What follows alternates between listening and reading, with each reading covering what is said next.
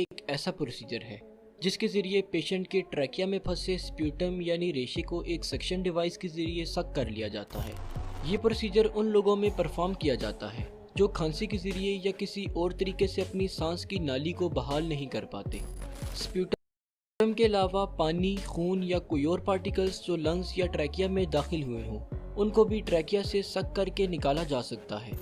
ऐसा करना इसलिए भी ज़रूरी है कि ये पार्टिकल्स लंग्स में प्रॉपर ऑक्सीजन की ट्रांसपोर्ट में रुकावट डालते हैं, जिससे बॉडी में ऑक्सीजन का लेवल गिरने लगता है और फिर बॉडी में काफ़ी कॉम्प्लिकेशंस होने का खतरा रहता है।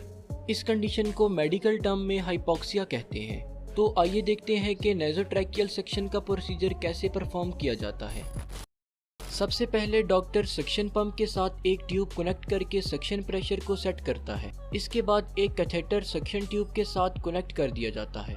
फिर इस कैथेटर के एंड को वाटर सोल्यूबल ल्यूब्रिकेंट से तर किया जाता है ताकि नाक के रास्ते कैथेटर आसानी से पास हो सके।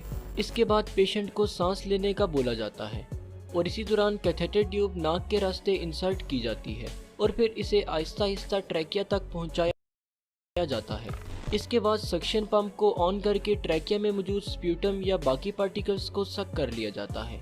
सक्शन 10 से 15 सेकंड से ज़्यादा देर तक नहीं की जाती, क्योंकि ज़्यादा देर तक सक्शन करने से लंग्स में ऑक्सीजन का लेवल बहुत ड्रॉप हो सकता है, जिससे हाइपोक्सिया होने के चांसेस रहते हैं। अगर स्प्यूट ब्रोंक्यूल में हो तो पेशेंट का सर लेफ्ट साइड घुमा दिया जाता है, जिससे कि कैथेटर ट्यूब का मुंह ब्रोंक्यूल की तरफ मुड़ जाता है और इस तरह राइट ब्रोंक्यूल से स्प्यूटम को आसानी से सक कर लिया जाता है। और अगर स्प्यूटम लेफ्ट ब्रोंक्यूल में हो तो पेशेंट के सर को राइट साइड घुमाकर स्प्यूटम को सक कर लिया जाता है। सक्शन करने के बाद कैथेटर ट्यूब को आहिस्ता से खींचकर बाहर निकाल दिया जाता है और इस तरह पेशेंट का सांस दोबारा से बहाल हो जाता है।